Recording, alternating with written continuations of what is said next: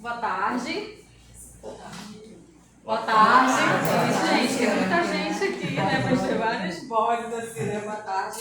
Hoje é o segundo dia de palestra, né? No primeiro dia, dia 15 de setembro, nós recebemos o André Corrado, que é doutor em biologia, né? Tem várias coisinhas que ele faz. Ele falou sobre o contexto histórico, né? Os desafios da musicoterapia aqui no Amazonas. E essa palestra está no YouTube da FAARTES, né? E dia 15 de setembro foi o dia do musicoterapeuta. Tem 3 musicoterapeutas aqui, parabéns, né, pra gente. E é uma profissão que está, né, cada vez mais aqui no Amazonas alcançando novos voos, né, e novos desafios, né? E em função em homenagem, né, esse dia do musicoterapeuta, e também nós estamos no mês de setembro, que é o mês que faz referência à saúde mental, né, que é o Setembro Amarelo. É claro que a gente não tem que falar só sobre saúde mental no mês de setembro, mas esse mês a gente pode enfatizar mais, divulgar mais, né, dialogar mais sobre isso, tá? E nós temos hoje como convidados 2 psicólogos, né, que é o Fred Gá e a Flávia, depois vão se apresentar. E eles também são musicoterapeutas. Eu já vou falar que são musicoterapeutas porque só está faltando uma coisinha para eles concluírem, mas eles já fizeram estágio, já fizeram tudo, só está faltando uma coisinha. Então eu já considero assim musicoterapeutas também, tá? Acompanhei o estágio deles, são pessoas brilhantes nessa área da saúde mental, que os dois, né, trilharam nessa área e foi um estágio maravilhoso, de verdade, gente, de verdade, tá? E convidei, né, eles hoje aqui para falar justamente sobre isso, sobre música e saúde, né? São as áreas que eles atuam, né, na psicologia, né, e na música. E também hoje é a disciplina de música e saúde, que é do bacharelado, então nós temos aqui 2 alunos da disciplina e também temos outro, e nós abrimos para o público justamente para a gente publicizar, né, divulgar mais sobre isso, tá? Então eu queria agradecer a Flávia, agradecer ao Fred Gá por disponibilizar o tempo de vocês aqui com a gente, tá? De forma gratuita, né? Tá? Muito obrigada, tá bom? Então fiquem à vontade e podem conduzir o diálogo de vocês comigo, tá? Obrigada. Eu queria agradecer, antes de tudo, ao professor Luciane pelo convite. Eu acho que é muito importante a gente levar para mais lugares, né, informação. E quando a gente fala de musicoterapia, né, todo mundo assistiu a live do André, todo mundo conseguiu. Então ele deve ter falado para vocês um pouco do surgimento. É uma área muito nova, muito recente, né? Na psicologia a gente fala que a psicologia também é uma área nova. A psicologia tem 60 anos de profissão, um pouco mais de regulamentação, né? E a musicoterapia mais ainda, né? Então é muito importante a gente levar informação para as pessoas, apresentar a área, o que a gente faz, né? Falar sobre várias possibilidades, né? Então eu agradeço muito assim, por esse espaço que a professora Luciana está tentando criar. Agradeço a pessoa da FAARTES por abraçar a ideia dela também. Agradeço ao Fred por sempre topar essas palestras, esses encontros que a gente faz, né? A gente acabou de sair do Congresso Nacional de Psicologia Social, que a gente trabalhou música lá, né? Com a professora Cláudia Sampaio Dalfon, que é psicóloga, não é musicoterapeuta, mas ela tem formação em conservatório de música, né? Pianista clássica e cantora lírica. Né? Então ela tem muito desse conhecimento de música, apesar de não ter formação em musicoterapia, né? Mas eu vou apresentar um pouquinho para vocês e eu gostaria de me apresentar de 2 formas. Né? Primeiro, eu sou psicóloga, eu terminei minha graduação em 2023 na UFAM, aqui mesmo, né? lá no departamento de psicologia. Eu comecei minha especialização em musicoterapia na Sanspeg, vou terminar esse ano, nos próximos meses já estou finalizando meu artigo. E também sou mestranda no programa de pós-graduação em psicologia, também lá da Faculdade de Psicologia. E eu queria também me apresentar de outra forma. Eu sou a Flávia, eu sou uma pessoa que tentou suicídio 2 vezes. O meu trabalho de mestrado é sobre suicídio e música. E quando eu fui para terapia e comecei a falar um pouco mais de mim mesma, da minha própria história, eu percebi que depois de todas as minhas tentativas, a música de alguma forma estava ali como essa coisa que me traz de volta à vida. E aí eu comecei a perceber o quanto isso é potente, e foi isso que me motivou também a buscar a formação de musicoterapia, além de propor esse mestrado aí que eu vou tentar levar a música para outras pessoas. Né? Isso independente de você ter estudo formal de música, sabe? Independente de você ter musicista ou não. Eu acredito que qualquer pessoa pode fazer música, né? E a clínica tem mostrado isso. Assim. Os pacientes que eu atendo, em sua maioria, não são musicistas, né, de formação, são só pessoas que gostam de ouvir música, que às vezes compraram um instrumento, aí o instrumento fica ali no canto de casa, e uma vez ou outra eles arranham alguma coisa, não sabem muito de teoria, então a prática tem me mostrado, tanto pela minha trajetória pessoal, como uma pessoa que tentou suicídio, e quanto também como profissional que estuda isso, que é psicólogo, quanto a música pode ser potente, né, independente dos conhecimentos formais e da origem das pessoas. Eu acredito que a música é uma ferramenta que deveria ser de todas e todos. Pode passar, por favor. Então a gente pode começar um pouco da nossa conversa se perguntando o que é música. Vocês que são estudantes de arte, né, de música, talvez possam até falar mais sobre isso com mais propriedade do que eu, né? Mas o pouco que eu sei é que não existe um consenso geral sobre o que é música. Existem muitas definições, né? A gente tem, por exemplo, desde a filosofia clássica, de Pitágoras e Platão, falando sobre o que é música, até os grandes compositores da Idade Clássica e tudo mais, e acadêmicos mais recentes tentando definir, né? Mas o que eu tenho aprendido na prática é que a definição de música é quase tão diversa quanto o número de pessoas que gostam de música. Se eu perguntar para você o que é música, você vai me dizer uma coisa. A música para mim é uma coisa. Se eu perguntar para você, você vai falar outra. Se eu perguntar para a professora, ela vai falar outra. Se eu perguntar para o Fred, ele vai falar outra.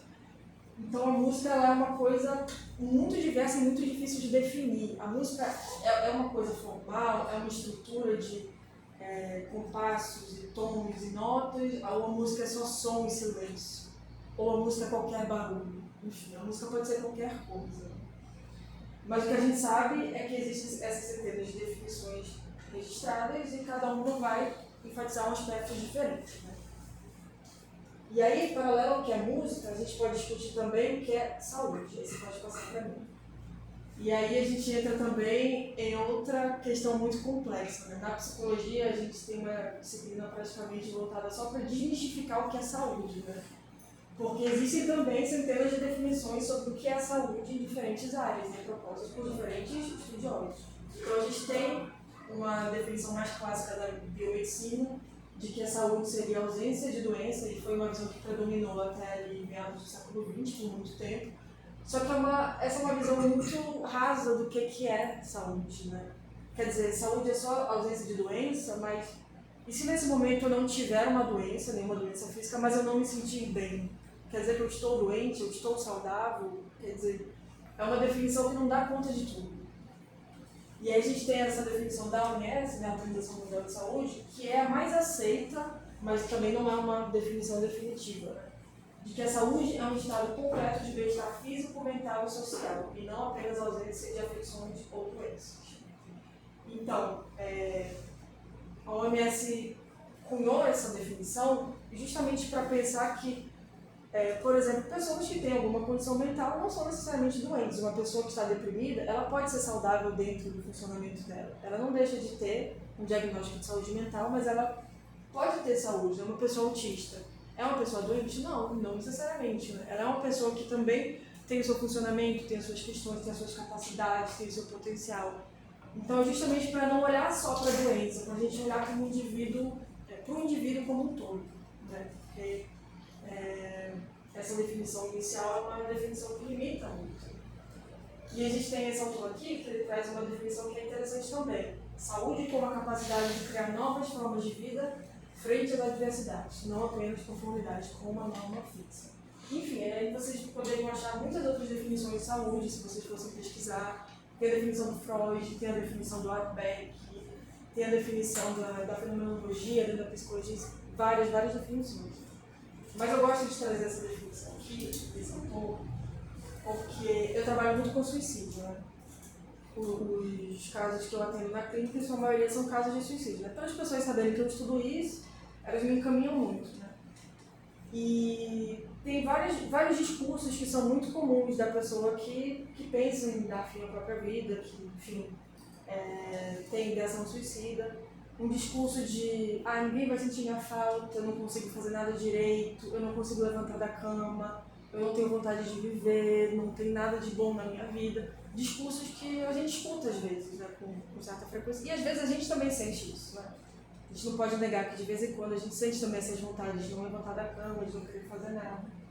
Mas o que a música tem me mostrado é o quanto as pessoas têm o potencial de criar. E o quanto elas se transformam quando elas criam junto com a gente, dentro do setting terapêutico. Assim.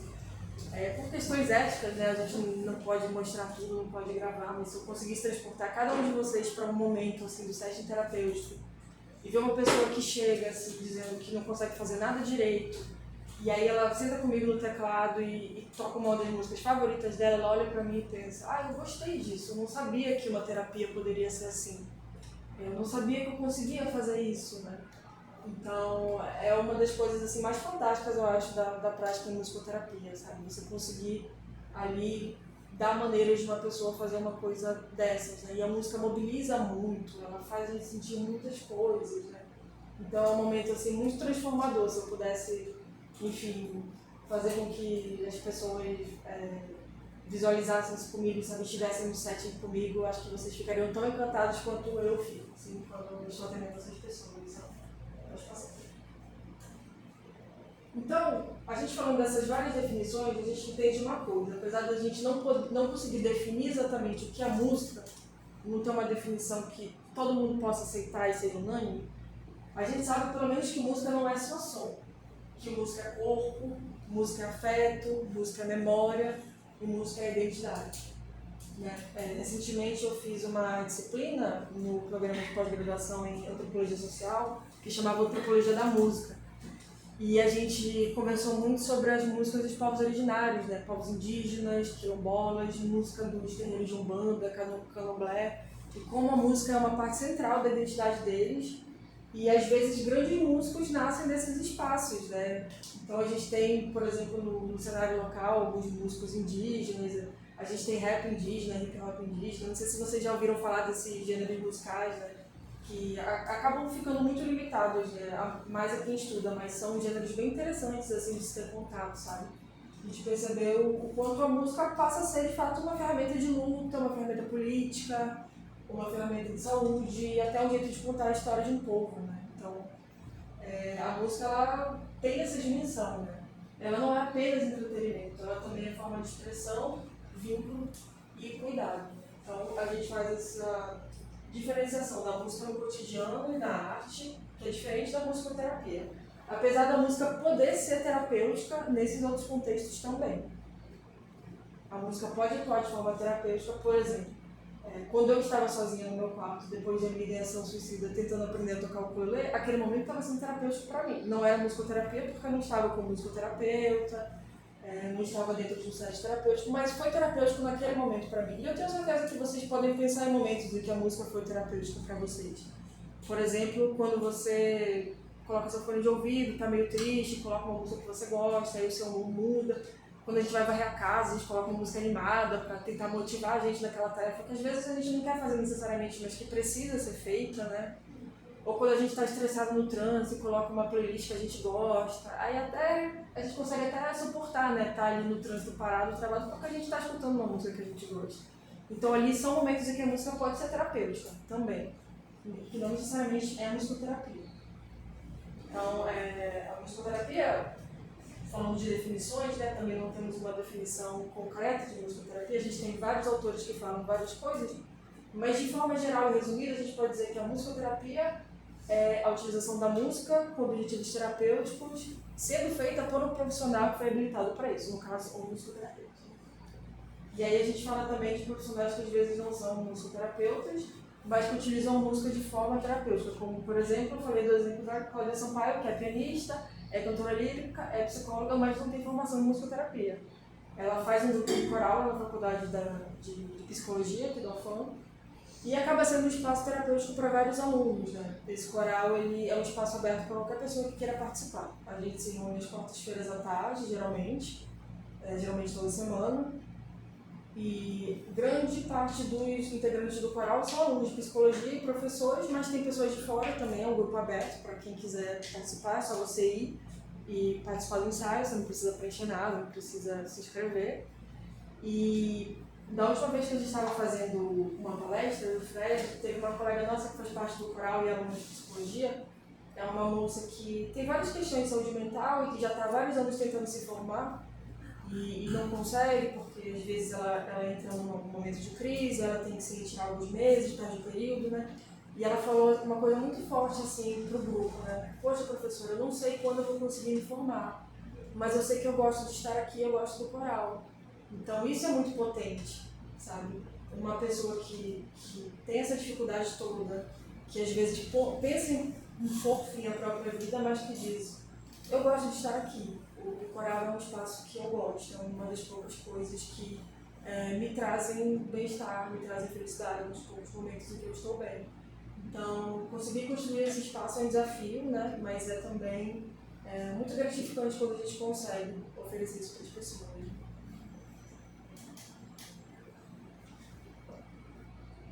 Pode passar.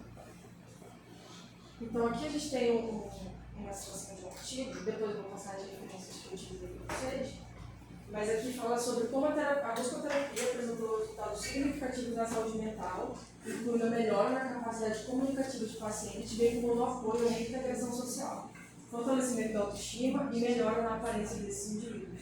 Além disso, a estrutura ordenada e métrica da música contribui na organização dos pensamentos e na elaboração da comunicação, reforçando os benefícios terapêuticos observados. Isso é uma coisa muito interessante, né? Esse estudo está falando um pouco dos benefícios, né, da utilização da musicoterapia. E aí quando eu li essa questão da métrica, né, tem um autor, um musicoterapeuta da Argentina, o nome dele é Diego Shapira, que ele fala sobre a música como analogia e a música como metáfora. E como às vezes certas estruturas da música ajudam a gente a lidar com certos sintomas de saúde mental. Por exemplo, até numa paciente também, que ela tem um transtorno de ansiedade significativo, ansiedade generalizada, e ela tem algumas síndromes de pânico, né? Então, às vezes a respiração dela fica muito acelerada, o batimento muito acelerado, e ela entra em crise e não consegue ali fazer as tarefas do cotidiano dela, não consegue trabalhar, não consegue sair de casa para socializar, enfim. E aí pensando nessa questão da respiração, o que eu posso trabalhar com ela, que instrumento eu posso trabalhar com ela, que ajude nessa questão da respiração, né? Então, a flauta é muito difícil, né? A flauta transversal ela é muito técnica, flauta doce eu não sei se ela gostaria, aí eu pensei na escaleta, né? E aí eu comecei a trabalhar a escaleta. Não sei se todo mundo sabe o que é uma escaleta. É aquele tecladozinho que você tem um vocal e você precisa soprar para poder fazer o som, né? E aí ela se apaixonou pela escaleta, trouxe no set, né? Depois ela comprou uma para ela, então ela começou a estudar a escaleta sozinha, mas melhorou as crises de ansiedade dela, ela começou a controlar melhor a respiração. E isso é uma coisa, na psicologia, às vezes a gente usa muito técnicas de meditação e respiração, mas o paciente às vezes não consegue fazer, porque ele não consegue nem se acalmar para conseguir fazer aquele exercício, né? Só que na escaleta você faz e não percebe. É essa questão, né? O instrumento, ele traz ele consegue trabalhar essas coisas e às vezes o paciente não percebe que ele está trabalhando, né? E aí eu chamei a atenção dela algumas sessões depois e falei, e aí, como é que tá a tua ansiedade e tal? Ela, tá melhorando muito, não sei, passou e tal. E aí eu comecei a relacionar com o uso da escaleta, né? Ela ficou pensando, nossa, realmente, né? Eu tenho usado muito e me interessei bastante, né? E recomendei para ela, né, que nos momentos em que ela se sentisse, ela tirasse ali 10 minutos e tocasse uma música até essa parte aguda da crise passar, né? Porque a crise, a gente diz que ela tem uma parte aguda, né, e uma parte que ela estabiliza, né? Então é muito interessante ver, né, como às vezes esses conceitos musicais, essa questão da aula, essa questão da respiração, é interessante para tratar certos sintomas mesmo, né? Tem um artigo interessante que eu li, que me veio à mente agora, lembrando de alguns de vocês que estão no canto lírico, meu colega que estava fazendo bacharelado no canto lírico. Eu lembro que eu li um artigo de um musicoterapeuta que ele estava trabalhando a respiração e o canto com vítimas de violência sexual, né? Porque a violência sexual ela tem aquela questão da respiração, né? De você ficar ofegante por causa do ato sexual, da violência, né? E aí ele estava trabalhando através do canto esses sentimentos em relação à violência sexual. E é muito interessante, né? Você usar o canto, você usar a respiração, que é uma coisa leve, para trabalhar um tema pesado desse. Porque é uma situação terrível, né? E aí como é que a gente consegue... É muito difícil na psicologia mesmo a gente trabalhar isso. Então o canto ele pode ser uma ferramenta, né, para trabalhar isso com mais leveza, para trazer, né, essa leveza também para esse tratamento e para essas questões, né? Pode passar. Então, a música pode ser utilizada como intervenção no espaço hospitalar, pois é um recurso de baixo custo, não farmacológico e que ajuda a promover a melhora no quadro dos pacientes. Tem uma nomenclatura que a gente usa no SUS, né? Não sei se vocês já ouviram falar de tecnologia leve dura, né? E a tecnologia leve é aquela tecnologia de baixo custo, né? Por exemplo, você como psicólogo, você mesmo é uma tecnologia leve, porque você pode sentar com uma pessoa ali no canto da sala de espera e conversar com ela. Isso é uma tecnologia leve, que não exige muito, não investimento, né? Mas assim, não é como se você precisasse comprar um grande aparelho de imagem, construir uma sala, não. Naquele momento de crise, você pode sentar no canto do paciente e ouvi-lo, né? Isso é uma tecnologia leve de saúde. E não sei se vocês têm essa informação, mas nos últimos anos, principalmente na última década, a gente tem aumentado muito aqui no Brasil o consumo de medicamentos psiquiátricos, né? Principalmente medicamentos relacionados à ansiedade, depressão e os antipsicóticos, né? Então, principalmente os antipsicóticos é uma preocupação porque são medicamentos pesados, sabe? Que deixam a pessoa às vezes um pouco apática. Então, são medicamentos que têm efeitos colaterais muito intensos, né? E que alguns medicamentos podem, enfim, causar uma certa dependência e tudo mais. Então, a gente sempre opta por, primeiro, fazer uma intervenção em saúde mental o mais cedo possível, justamente para evitar o uso de medicações pesadas. Só que muitas vezes não é isso que acontece na prática, né? Não sei se vocês têm muita experiência com saúde mental, mas, por exemplo, eu como psicóloga, na maior parte das vezes eu recebo pacientes que já estão ali pensando em se matar, entendeu? Então já é no final do momento de crise, assim, no máximo da crise. E quando a pessoa vai sair do psicólogo, às vezes ela nem tá tão mal, ela tá tipo, queria conversar mais coisas, talvez eu devesse ter algumas sessões com o psicólogo, talvez me faça bem. E aí ela poderia, enfim, evitar talvez intervenções mais pesadas e que durem mais tempo, né? Quando o paciente toma medicação, a tendência é que ele fique alguns anos tomando essa medicação, né? Para conseguir estabilizar. Então a música, ela é uma opção muito boa, né? Porque ela não é farmacológica, ela é de baixo custo, né? Resguardando aí, a gente sabe que instrumentos às vezes são caros, mas o ukulele não é tão caro assim, né? E é fácil de tocar e, enfim, a gente pode utilizar com o paciente. Instrumentos de percussão, né? São instrumentos que a gente pode utilizar bastante com o paciente, são instrumentos relativamente baratos também e que realmente podem ajudar, né? Enfim, na melhora desses quadros, né? Nos mais diversos lugares, assim. Em UTI, a gente já teve experiência com pacientes de UTI, já tivemos experiência com pacientes de hemodiálise, né? Que são pacientes que têm que ficar ali ligados naquela máquina, né? Que faz aquele processo. E aí era muito duro para aqueles pacientes terem que ficar aí o tempo todo, né? Para o hospital e ficarem privados do convívio com a família por aquele período de tempo. E aí eles não tinham nada para fazer naquele período, eles tinham só que ficar deitados, esperando o processo acabar. E aí a gente foi nesse dia, né? Eu acho que o Fred não foi, né? Mas isso, a gente foi com... sim. Até hoje eu tenho vontade de ir nesse dia. Nossa, esse dia foi incrível, assim. A gente foi eu fui com outros colegas da musicoterapia da nossa sala, né? E assim, foi uma resposta muito legal. A gente pensou em ir de cadeira em cadeira, oferecendo música para cada pessoa. Só que aí que virou meio que uma música coletiva, né? Aí a sala toda passou a cantar. E tinha uma especificamente que ela sabia todas as músicas que a gente cantava, assim. E era muito interessante, né? E isso fala também de como a música possibilita a socialização, né? Porque não importava a música que as pessoas pedissem. Né? Tinha gente que pedia gospel, tinha gente que pedia rock, tinha gente que pedia MPB. Aquela paciente específica, ela sabia todas, assim. Eu não sei, assim, não tive uma conversa mais profunda com ela, mas eu não sei como que ela sabia tantas músicas assim. E aí ela ficou super à vontade, enfim, conversou muito com a gente, participou demais, né? Porque a música é isso, né? A música ajuda na socialização. E uma coisa que eu percebo também, principalmente quando eu até adolescentes, né? Os adolescentes têm uma identificação muito forte com certos tipos de música, né? E isso diz muito, às vezes, sobre as questões que eles estão enfrentando. Por exemplo, eu faço muita intervenção em comunidade, né? Às vezes. E de vez em quando eu vou com uma camiseta de banda, assim, alguma coisa assim. E sempre tem um ou outro adolescente que para e comenta. E é sempre...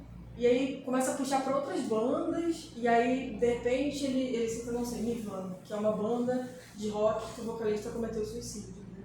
E aí eu já fico mais atenta, porque esse paciente está me falando disso. E aí sempre surge, sabe? Ele fala, tia, eu tenho pensado em algumas coisas, assim, eu queria um pouco de ajuda, eu queria um momento para conversar.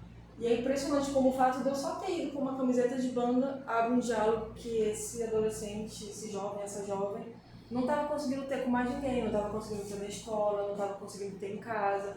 Então abre muitas portas, assim. E aí virou até meio que um procedimento meu. Quando eu vou para lugar que tem adolescente, eu sempre vou com uma camisa de banda, assim. E isso quebra demais a resistência deles. Principalmente porque eles veem o psicólogo, eles desconfiam muito, sabe? O adolescente é muito desconfiado do psicólogo, assim. As pessoas em geral são, mas o adolescente ainda mais. Geralmente a mãe quer que ele vá no psicólogo, ele não entende direito o que o psicólogo vai fazer, se vai ajudar ele ou não. E aí ele fica meio desconfiado, ele não quer ir, não quer falar, eu pergunto se tá tudo bem, aí tudo tá ótimo, tá tudo bem, tio, não sei o quê. Tem uma outra coisa, mas a mãe exagera muito, não sei o quê. Mas aí quando a gente começa a entrar nas coisas que eles gostam, e quando eles começam a falar das bandas, assim, é certeiro, sabe? Eles trazem com muita frequência, pra mim eles têm trazido com bastante frequência essas bandas, ou que tratam de temas de saúde mental, como por exemplo bandas de rock, ou gêneros musicais que trazem músicas um pouco mais reflexivas e um pouco mais pessimistas em relação à vida, como alguns tipos de artistas de rap, hip hop ou rock. Assim, são gêneros musicais que eu tenho visto que estão muito atrelados a esse tipo de questão de saúde mental. Não estou dizendo que toda pessoa que gosta de rock, até porque eu gosto de rock também, que vai ter um problema de saúde mental, vai ter um sofrimento. Não, mas é por uma questão de identificação, né? São letras que... são artistas que acabam colocando muito nas letras as questões dos conflitos e dos sofrimentos. Aí os jovens têm consumido bastante, né? Mas tem sido... Só para dar um exemplo, né? De como uma música, ela diz tanto, assim, pra gente, né? Quando a gente presta atenção e fica atento, né? Aos significados também por trás daquilo. Pode passar. E aí eu trouxe aqui a Nise da Silveira. Ela não é musicista, né? Mas ela trabalhou muito com arte. Eu não sei se vocês conhecem a Nise. Mas na psicologia, assim, a gente cita ela a exaustão, assim, porque ela é um exemplo muito grande pra gente. Ela é psiquiatra, ela não é psicóloga, né? Mas ela viveu ali numa época em que os manicômios faziam atrocidade com os pacientes. Não sei quanto vocês estão familiarizados com essa história, né? Mas as pessoas eram trancadas, assim, aos montes, em hospitais psiquiátricos. Às vezes pessoas que nem tinham qualquer diagnóstico de saúde mental. Às vezes eram só moradores de rua, pessoas que de alguma maneira incomodavam ali a sociedade como um todo, né? E elas eram trancadas nessas instituições e eram submetidas a tratamentos desumanos, tratamentos de choque, eram hipermedicadas, né? Recebiam medicamentos que elas não precisariam tomar, que não fazia sentido elas tomarem. E geralmente essas instituições eram superlotadas, então você tinha muitas pessoas no mesmo lugar, não tinha estrutura para comportar essas pessoas, tinha problemas de saneamento básico, não tinha comida para todo mundo, então era assim uma situação de calamidade pública mesmo, né? E aí a Nise atuava como psiquiatra na mesma época em que essas instituições começaram a ser denunciadas, né? Tem um filme brasileiro, inclusive, que é interessantíssimo, né? Que é O Coração da Loucura, se não me engano, né? Que é com a Glória Pires, né? É um filme muito bom, conta um pouco da história dela, né? E ela atuou nessa época e ela acreditava que os pacientes deveriam ter um tratamento humanizado e que a arte poderia ser um aliado importante, né, desse tratamento. Então ela pegou vários pacientes graves e colocou eles para pintar, para fazer desenhos, para fazer cerâmica. Eu tive a oportunidade de ir no Rio de Janeiro há um ano atrás e eu visitei o Museu da Nise da Silveira, né? E assim, aí eu vi algumas obras expostas, eu vi os quadros, a cerâmica, legal e tudo mais. E aí, mas você viu o galpão, assim? Eu falei, que galpão? E aí atrás tinha um galpão que aí não é aberto para o público, né? Mas você vê por fora um galpão enorme, cheio de peças de cerâmica. E aí depois me falaram que tem mais de não sei quantas mil peças de cerâmica ali dentro que os pacientes fizeram. E aí que você percebe o tamanho do trabalho dela, sabe? Quando você vê aquelas tantas mil cerâmicas, aqueles quadros empilhados ali, pensando, meu Deus, quanta arte ela fez com esses pacientes, sabe? Quanta gente ela ajudou, né? E ela também fazia algumas coisas, ela gostava muito de gatos, né? Então, e até hoje o museu dela abriga alguns gatos, né? Abandonados. Então ela também fazia algum tipo de tratamento com animais, né? Que na época ainda não tinha isso muito bem estudado, muito bem documentado, mas ela via que o contato com os animais fazia bem para os pacientes também, e ela deixava esses gatinhos que ela cuidava terem esse contato com os pacientes. Né? Então eu trouxe ela aqui, né, só para a gente pensar nesse exemplo mesmo, né, de uma profissional que acreditava muito na arte, que a gente viu o quanto a arte dela ajudou as pessoas, né? E teve uma peça específica, né, que ficou muito na minha cabeça quando eu fui visitar esse museu, que era a peça de um paciente dela, um rapaz, e ele foi submetido à terapia de eletrochoque em algum momento do tratamento que ele fazia com ela. Né? Então, você tem 3 cerâmicas dele em 3 momentos diferentes. Né? Então, você tem a primeira cerâmica que ele fez quando conheceu a Anice, que é uma cerâmica muito bonita, de um rosto, muito detalhada, muito rica. E aí você tem a cerâmica depois que ele fez a terapia de eletrochoque, que aí você percebe que perdeu muito da qualidade artística, que parecia que ele tinha perdido a noção de referência, sabe, de rosto. E aí você tem a última cerâmica dele, que é uma cerâmica que ele fez vários anos depois de ele ter passado por essa terapia de eletrochoque. E é uma cerâmica que é só um formato não definido, sabe? Então você vê como essa terapia destruiu a criatividade dele. E aí tem um relato dela atrás desse stand da terapia que ela fala: decapitaram um artista, né? Para você ver o quanto esse tratamento assim acabou com as capacidades dele de criar, né? Então ficou muito na minha memória, assim, acho que foi a parte do museu que mais ficou assim comigo, né? Mostrando, né, o que um tratamento desse tipo pode fazer com a subjetividade de uma pessoa. E aí a gente tem essa citação aqui dela, né, que ela fala que todo mundo deve inventar alguma coisa. O que cura, fundamentalmente, é o estímulo à criatividade. Ela é indestrutível, a criatividade está em toda parte. Então acho que é muito potente, né, a gente trazer esse trabalho dela, assim, que é da psicologia, sempre cita a Nise. Ela teve alguns colaboradores que trabalharam com música, né? E aí não são tão populares, digamos assim, quanto ela, de uma forma mais discreta, elas fizeram parte da história também, né? Tem uma enfermeira que trabalhava com ela, que me fugiu o nome agora, que ela fazia samba com os pacientes, e aí, se eu não me engano, depois ela abandonou a enfermagem para virar cantora de samba, né? Se eu lembrar o nome dela, eu trago para vocês. Mas a gente teve também algumas figuras assim, perto dela que trabalharam um pouco com música, porque ela defendia muita arte, né? Pode passar.